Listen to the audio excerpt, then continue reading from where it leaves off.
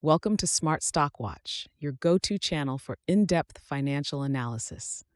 Today is February 25th, 2026, and we're diving into the latest earnings report from Pointe Homes.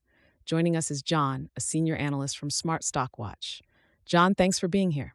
Thank you for having me. Pointe Homes, a major player in the U.S. homebuilding industry, has just released its fourth quarter and full year 2025 results.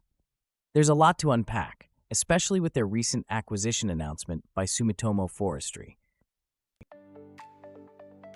Revenue and profitability overview. Let's start with the financials.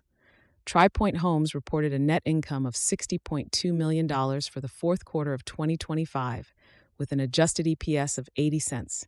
How does this compare to expectations, John? Well, the adjusted EPS of 80 cents actually beats the forecasted EPS of 78 cents from analysts.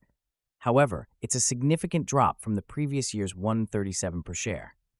The home sales revenue also saw a decline to $945.9 million from $1.2 billion, reflecting a challenging market environment. And what about their profitability metrics? The homebuilding gross margin decreased to 19.3% from 23.3% in the previous year. This decline is attributed to higher costs and lower sales volumes. However, when adjusted for inventory-related charges, the gross margin stands at 20.6%. Operational efficiencies and future outlook. John, can you elaborate on Pointe's operational performance this quarter? Certainly. Pointe delivered 1,364 new homes in Q4 2025, down from 1,748 the previous year. The average sales price of these homes was $693,000, slightly lower than last year's $699,000.